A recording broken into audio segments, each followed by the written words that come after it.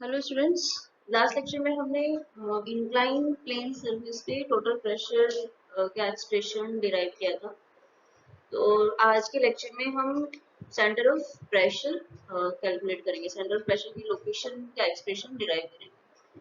Centre of pressure क्या होता है? जहाँ पर टोटल प्रेशर फोर्स जो हमारा वो प्लेन सर्फेस पे एक्ट होता है, तो उसका एक्शन पॉइंट जो होता है टोटल प्रेशर फोर्स का होता है सेंटर ऑफ प्रेशर।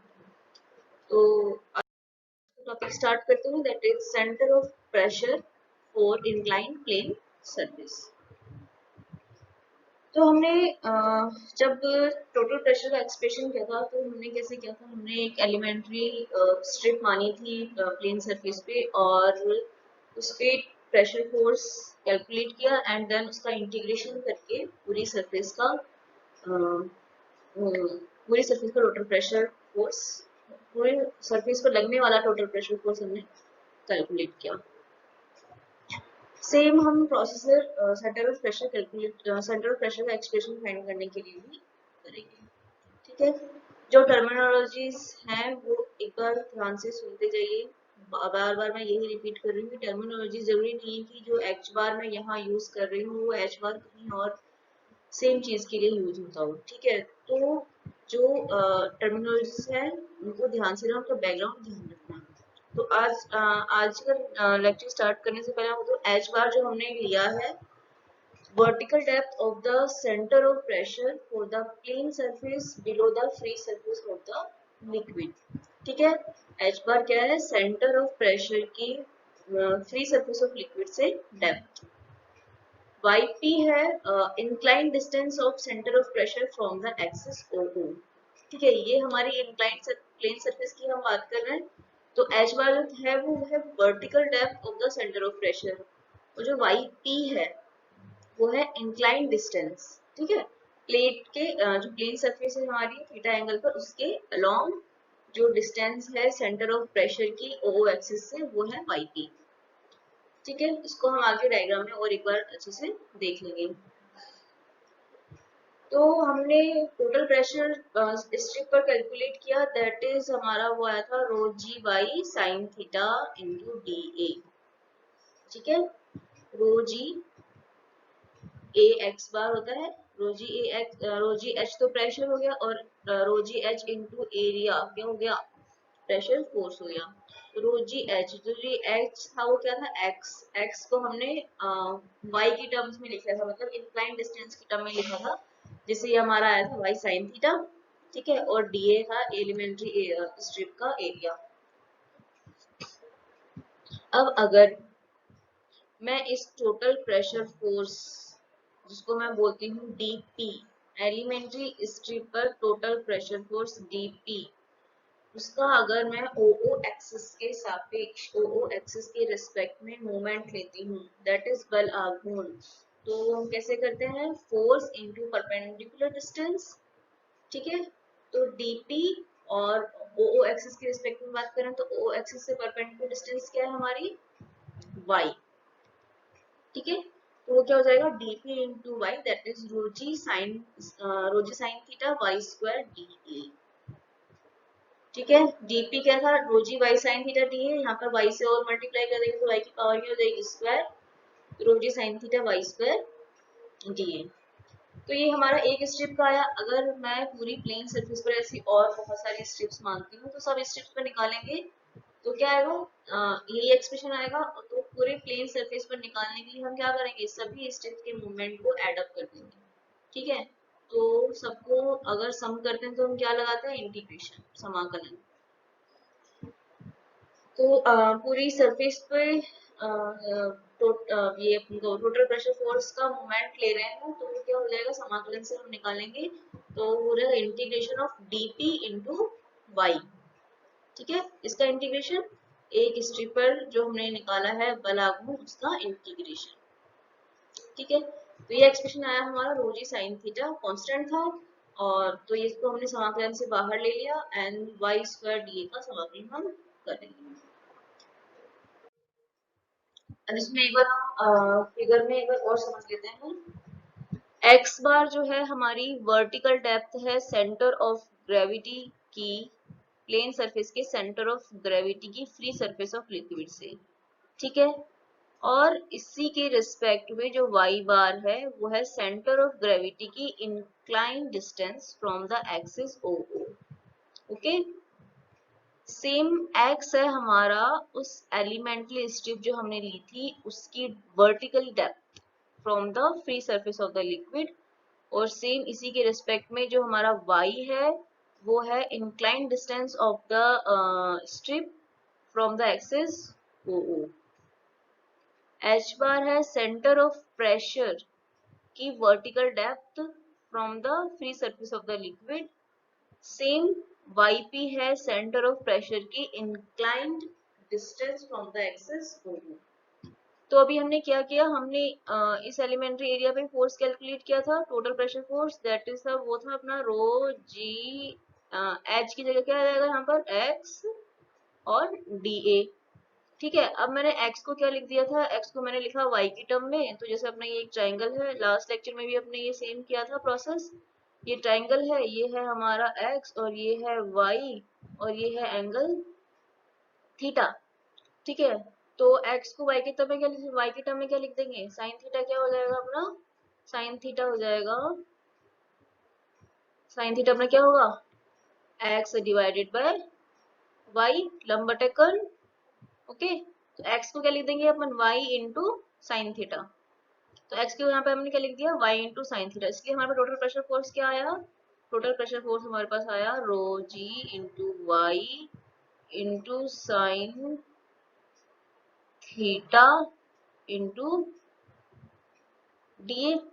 अब हमने क्या किया, नेक्स्ट हमने किया इस टोटल प्रेशर फोर्स का ओ ओ एक्सिस के रिस्पेक्ट में बल आघूर्ण, ठीक है। तो बल आघूर्ण क्या होता है, force multiply by perpendicular distance जिस एक्सिस से हमको बल आघूर्ण निकालना है, ठीक है, moment of the force, sorry. तो अब रो g Y sine theta D, जो प्रेशर फोर्स लग रहा है डीपी वो क्या लगेगा, परपेंडिकुलर, यहाँ पे इस प्लेन के परपेंडिकुलर लग रहा है, ठीक है। तो इसकी परपेंडिकुलर डिस्टेंस क्या है एक्सिस ओ ओ से, दिस वन, ये वाली है इसकी परपेंडिकुलर डिस्टेंस, मतलब y, ठीक है। तो उसको हम किससे मल्टीप्लाई कर देंगे बल आघूर्ण निकालने के लिए, y से। इस स्ट्रिप का बला, इस स्ट्रिप का ओ ओ एक्सिस के रिस्पेक्ट में फोर्स मोमेंट क्या आया, rho g y square sine theta into d, ठीक है। अब रो जी, अब हम क्या कर रहे हैं, हमको निकालना है पूरी सरफेस का, ठीक है, हमको निकालना है पूरी सरफेस का। तो हमने क्या किया, स्ट्रिप्स, इस पूरे सरफेस को हमने छोटे छोटे स्ट्रिप्स में डिवाइड कर लिया है। तो सब एक स्ट्रिप का ये आया, तो हमने पूरी सरफेस का force of moment of force निकालने के लिए इस जो स्ट्रिप का आया था हमारा मोमेंट ऑफ फोर्स, उसको हमने इंटीग्रेट कर दिया है। मतलब हम क्या कर रहे हैं, छोटे छोटे स्ट्रिप्स में प्लेन सरफेस को अगर हम डिवाइड करें तो पूरी प्लेन सरफेस का जो मोमेंट होगा वो क्या होगा, सभी स्ट्रिप्स के मोमेंट ऑफ फोर्स का एडिशन, ठीक है। तो हम क्या कर रहे हैं, इंटीग्रेशन कर रहे हैं, जो हमने इस स्ट्रिप पर हमने मोमेंट ऑफ फोर्स निकाला था उसका। तो हमने इसका इंटीग्रेशन किया, यहाँ पर रोजी और साइन थीटा टर्म्स कांस्टेंट थी, तो हमने रोजी साइन थीटा को बाहर ले लिया, ठीक है। इसको बाहर लिया और हमारे पास ये क्या आ गई टर्म, रो जी साइन थीटा वाई स्क्वायर, ये हमारे पास आया इंटीग्रेशन, ठीक है। अब हम इसको आगे सॉल्व करते हैं। अब जो यहाँ पर ये टर्म है वाई स्क्वायर डी, जब हम ये वर्टिकल प्लेन सरफेस के लिए सेंटर ऑफ प्रेशर कैलकुलेट कर रहे थे तब हमने देखा था कि वाई स्क्वायर डी क्या है। वहां पर हमने लिया था एक्स स्क्वायर डी, ठीक है। यहाँ पर हम ले रहे हैं y square D, integration of y square D क्या है, तो ये है ये जो इंटीग्रेशन है टोटल, तो ये क्या होगा, ये है अपना moment of inertia of the plane surface about axis O O, क्योंकि y जो है वो क्या है, डिस्टेंस है ओ ओ से, ठीक है। तो ये जो पूरा इंटीग्रेशन करने से पूरा क्या आएगा, इंटीग्रेशन करने से पूरा आएगा मोमेंट ऑफ इनर्शिया, ठीक है। या फिर इसको हम बोलते हैं एरिया का सेकंड मोमेंट। एरिया का फर्स्ट मोमेंट क्या होता है, सेंट्रोइड, सेंटर ऑफ ग्रेविटी, ठीक है, वो क्या होता है a इंटू एक्स बार, और ये सेकेंड मोमेंट है एरिया का, इस चीज को हम क्या बोलते हैं, मोमेंट ऑफ इनर्शिया। अगर जिस एक्सिस के रेस्पेक्ट में हमें निकालना है उसके रेस्पेक्ट।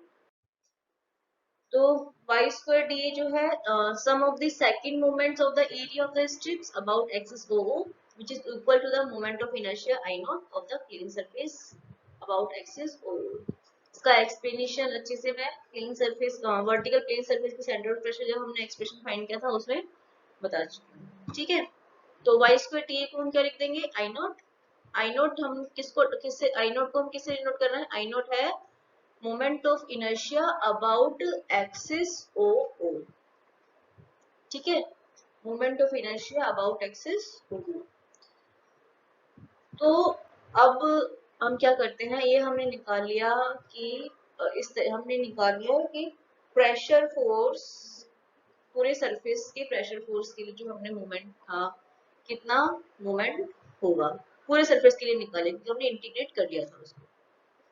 तो अब जब हम प्रिंसिपल ऑफ मोमेंट्स यूज करते हैं, ठीक है, तो प्रिंसिपल ऑफ मोमेंट क्या होता है, ये अपन ने लास्ट जब हमने सेंटर ऑफ प्रेशर का एक्सप्रेशन डिराइव किया था वर्टिकल प्लेन सरफेस के लिए, तब भी देखा था। ठीक है, और अभी भी अपन देख सकते हैं। तो इसमें भी हमने same principle of movement use किया है। प्रिंसिपल मूवमेंट क्या होता है, रिजल्टेंट किसी सिस्टम की रिजल्टेंट फोर्स का किसी एक्सिस के रेस्पेक्ट में मूवमेंट, किसी सिस्टम के रिजल्टेंट फोर्स का किसी एक्सिस के रेस्पेक्ट में मूवमेंट बराबर होता है उस सिस्टम के सभी कंपोनेंट्स का अलग अलग एक्सिस के रेस्पेक्ट में मूवमेंट के समीशन।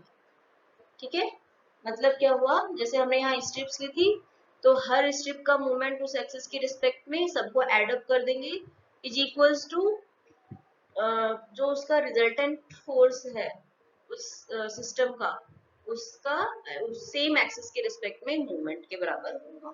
ठीक है, ये था हमारा प्रिंसिपल ऑफ मूवमेंट। तो हमने कैलकुलेट तो कर ही लिया था टोटल प्रेशर इंक्लाइंड सरफेस के लिए। हमको पता है इंक्लाइंड सरफेस के लिए टोटल प्रेशर क्या होता है, that is P rho G A x बार। ठीक है, और OO एक्सिस से उसकी जो अपनी वो है इंक्लाइंड डिस्टेंस, OO एक्सिस से परपेंडिकुलर डिस्टेंस क्या है, जैसे हमने हमारा डायग्राम ये है कुछ इस तरह का है, OO एक्सिस है ये। ठीक है, यहाँ पर हमारा ये लग रहा है टोटल प्रेशर P, और ये जो हमने डिस्टेंस बताई थी क्या थी, सेंटर ऑफ प्रेशर की, सेंटर ऑफ प्रेशर की इंक्लाइंड डिस्टेंस थी हमारी YP। ठीक है, तो इस प्रेशर की इस O एक्सिस से परपेंडिकुलर डिस्टेंस क्या हुई, YP, तो इसका इसका टोटल प्रेशर फोर्स का बलागुण कितना हुआ, P इंटू YP, तो P इंटू YP हो गया। और अभी हमने कैलकुलेट क्या किया है, रोजी साइन थीटा आई नॉट। अभी हमने इस स्ट्रिप से इंटीग्रेट करके क्या कैलकुलेट किया है, रोजी साइन थीटा आई नॉट, तो ये क्या होंगे, इक्वल होंगे। अब जो ये आई नॉट है, ये हमने बोला है OO एक्सिस के रिस्पेक्ट में मोमेंट ऑफ इनर्शिया। ठीक है, तो अभी हम यहाँ पर क्या एक्सिस क्या यूज करेंगे, मोमेंट ऑफ इनर्शिया की पैरेलल एक्सिस थ्योरम। ध्यान हो तो ये सेम प्रोसेस वही है जो वर्टिकल प्लेन सरफेस का था, डिफरेंस इतना है कि यहाँ पर जो डिस्टेंस है वो चेंज हो गई है। ठीक है, तो आई नोट को हम पैरेलल एक्सिस थ्योरम से चेंज एक्सप्रेशन अगर निकालें आई नोट का, तो वो होता है पैरेलल एक्सिस थ्योरम बताई थी मैंने लास्ट लेक्चर में भी। पैरेलल एक्सिस थ्योरम होती है कि अगर हमको ये है हमारा सेंटर ऑफ ग्रेविटी से पास होने वाला एक्सिस किसी सरफेस के, ठीक है, इसको हम डिनोट करते हैं IG से। ठीक है, और अगर किसी एक्सिस के रिस्पेक्ट में हमको मोमेंट ऑफ इनर्शिया निकालना है और उस एक्सिस की जो डिस्टेंस हमको गिवन है माना y। ठीक है, अगर कोई एक्सिस सेंटर ऑफ ग्रेविटी से पास होने वाली एक्सिस से y डिस्टेंस पर है, ठीक है, और हमको उस एक्सिस पर मोमेंट ऑफ इनर्शिया निकालना है, तो उस पर मोमेंट ऑफ इनर्शिया कैलकुलेट हम एक थ्योरम के थ्रू या फिर एक एक्सप्रेशन के थ्रू करते हैं। वो एक्सप्रेशन है, जिस एक्सिस पर हमको निकालना है उसका मोमेंट ऑफ इनर्शिया माना मैं उसको लिखती हूँ I is equals to centre of gravity से पास होने वाली एक्सिस के रेस्पेक्ट में उस सिस्टम का मोमेंट ऑफ इनर्शिया। ठीक है, that is IG plus area of the surface A into दोनों एक्सिस के बीच की डिस्टेंस का स्क्वायर। तो दोनों एक्सिस के बीच की डिस्टेंस क्या है, y, तो y का स्क्वायर। ठीक है, तो ये थी हमारी पैरेलल एक्सिस थ्योरम, जिसको मैं लास्ट लेक्चर में भी बताया था। तो आई नोट क्या है, ओ एक्सिस के रिस्पेक्ट में। तो इसको अगर हम सेंटर ऑफ ग्रेविटी से पास होने वाली एक्सिस के रिस्पेक्ट में लिखना चाहें तो उसको हम कैसे लिखेंगे, आई जी प्लस ए वाई बार का स्क्वायर। फिर मैंने वाई बार क्यों लिया है, क्योंकि अपने एक्सप्रेशन अपनी जो कंडीशन है, अपना जो डायग्राम फिगर था उसमें वाई बार क्या था, सेंटर ऑफ ग्रेविटी की परपेंडिकुलर डिस्टेंस एक्सिस ओ ओ से। ठीक है, तो दोनों एक्सिस के बीच की डिस्टेंस क्या थी, y बार थी, इसलिए यहाँ पर क्या आया, y बार का स्क्वायर है। ठीक है, तो मैं आई नोट को अगर सेंटर ऑफ ग्रेविटी से पास होने वाले एक्सिस के रिस्पेक्ट में मोमेंट की टर्म में लिखना चाहूँ तो मैं लिख सकती हूँ आई जी प्लस ए वाई बार का स्क्वायर। इस आई नोट को मैं इस जगह पुट करती हूँ। ठीक है, यहाँ से पुट करने पर हम देखेंगे P y P equal to rho g sine theta, I naught की जगह मैंने आई जी प्लस ए वाई बार का स्क्वायर पुट कर दिया है, और यहाँ पर मैं ये देखती हूँ और पी की वैल्यू मैंने पुट कर दी है रोजी साइन थीटा ए वाई बार। ठीक है, रोजी ए एक्स बार था, एक्स बार क्या होता है, वाई बार साइन थीटा था, एक्स बार क्या था, वाई बार साइन थीटा था, तो मैंने पी की वैल्यू क्या पुट कर दिया है, रोजी साइन थीटा ए वाई बार। यहाँ से मैं वाई पी कैलकुलेट करूंगी और वाई पी कैलकुलेट करने पर मेरा वाई पी आएगा वाई बार प्लस ए जी वाई बार। ये है y की टर्म्स में, मतलब इंक्लाइन डिस्टेंस की टर्म में। ठीक है, ये है yp incline distance of the centre of pressure from the axis O O. अब अगर मैं वर्टिकल डेप्थ निकालना चाहूँ, h बार निकालना चाहूँ, ठीक है, तो yp क्या है, h bar divided by sine theta. ये है हमारी ये फ्री लिक्विड सरफेस है, ये हमारी प्लेन है, ये थीटा एंगल है, और ये है हमारा h बार, और ये है yp। अगेन साइन थीटा लगाएंगे। ठीक है, साइन थीटा लगाया तो साइन थीटा क्या होगा यहाँ पे, लंब बटे कर्ण, लंब डिवाइडेड बाय कर्ण। लंब क्या है, एच पी, सॉरी लंब है h बार, और कर्ण क्या है yp। तो h bar divided bye yp क्या होगा, साइन थीटा, तो yp क्या हो जाएगा, h bar divided by sine theta. Same y bar is equals to x bar sine theta. जब मैं यहाँ पर y बार और yp की वैल्यू h और x की टर्म में यहाँ लिखती हूँ तो मेरे पास एक्सप्रेशन आता है h bar is equals to x bar plus I G sine square theta upon A x bar. हमको ये एक्सप्रेशन इसी फॉर्म में याद रखना है, y की टर्म्स में याद नहीं रखना है। ठीक है, जैसे p का एक्सप्रेशन हम x बार के टर्म में ही याद रख रहे हैं, इस टर्म में इस फॉर्म में याद नहीं रख रहे हैं, इसी तरीके से हमको h बार का एक्सप्रेशन भी इसी फॉर्म में याद रखना है। सेंटर ऑफ प्रेशर का एक्सप्रेशन जो है हमको इसी फॉर्म में याद रखना है। ठीक है, तो अब h बार हमारे पास आया है x bar plus I G sine square theta upon A x bar. तो अगर मैं बोलूं, ये तो हमारी थीटा इंक्लाइन थी, थीटा एंगल पे थी, इंक्लाइन प्लेन सरफेस थी। अगर मैं बोलूं प्लेन सरफेस वर्टिकल है मतलब जो ये एंगल बना रहा था, इंक्लाइन प्लेन जो ये एंगल बना रहा था कितना हो गया, थीटा 90 डिग्री हो गया। तो अगर मैं इस एक्सप्रेशन में थीटा की वैल्यू 90 डिग्री पुट कर दूंगी, 90 डिग्री पुट करने पर क्या आएगा, एच बार साइन 90 होता है 1, तो एच बार क्या हो जाएगा, x bar plus I ji upon A x बार। इस सेम एक्सप्रेशन हमने डिराइव किया था वर्टिकल प्लेन सरफेस के लिए। ठीक है, सेम अगर मैं बोलती हूँ कि ये जो अपनी सरफेस है ये है हॉरिजॉन्टल, हॉरिजॉन्टल मतलब जो थीटा हो जाएगा वो क्या हो जाएगा, जीरो। थीटा जीरो हो जाने से साइन थीटा क्या हो जाएगा, जीरो। तो ये टर्म कैंसिल आउट हो जाएगी, ये वाली टर्म कैंसिल आउट हो जाएगी, तो एच बार क्या बचेगा अपने पास, एक्स बार। थीटा जीरो हो जाने से h bar is equals to x bar. तो ये यही हमने डिराइव किया था हॉरिजॉन्टल प्लेन सरफेस के सेंटर ऑफ प्रेशर के लिए। ठीक है, इसका मतलब क्या हुआ, इसका मतलब ये हुआ हमको सिर्फ एक एक्सप्रेशन याद रखने की जरूरत है, वो है दिस, किसी एंगल थीटा के लिए, किसी इंक्लाइन प्लेन सरफेस के लिए। अगर वर्टिकल बोलता है तो यहाँ थीटा वैल्यू क्या रख दो, 90 रख दो। हॉरिजॉन्टल बोलता है तो थीटा की वैल्यू क्या रख दो, 0 रख दो। और अगर कुछ और एंगल थीटा की कुछ और वैल्यू देता है थीटा की, तो अपन यहाँ पुट कर देंगे, इससे अपना एच बार निकल आएगा। ध्यान यहाँ पर ये रखना है कि एच बार है सेंटर ऑफ प्रेशर की वर्टिकल डेप्थ। अगर इंक्लाइन डेप्थ अगर वो आपसे पूछे तो आपको साइन थीटा से कैलकुलेट करना पड़ेगा। एक्स बार है सेंटर ऑफ ग्रेविटी की vertical depth from the free surface of the liquid. ये एक बहुत जरूरी लाइन है, free surface of the liquid. ये वर्ड्स बहुत इंपॉर्टेंट वर्ड है, क्योंकि जनरली क्वेश्चंस में क्या होता है, जो डेप्थ लेते हैं वो फ्री सरफेस से ना लेके कहीं और से मेजर कर लेते हैं, और उससे पूरा न्यूमेरिकल अपना गलत हो जाता है। ठीक है, तो एच बार और एक्स बार जो हमने लिया है, ये इनकी डेप्थ है vertically from the free surface of the liquid. IG है सेंटर ऑफ ग्रेविटी से पास होने वाली एक्सिस के रिस्पेक्ट में मोमेंट ऑफ इनर्शिया। ओके, ए है उसका सरफेस, प्लेन सरफेस का एरिया। तो अभी तक हमने क्या करा है, अभी तक हमने हॉरिजॉन्टल, वर्टिकल और इंक्लाइन तीनों प्लेन सरफेस पे टोटल प्रेशर का और सेंटर ऑफ प्रेशर के एक्सप्रेशन डिराइव कर लिए हैं। ठीक है, अब आगे के लेक्चर्स में हम न्यूमेरिकल सॉल्व करेंगे।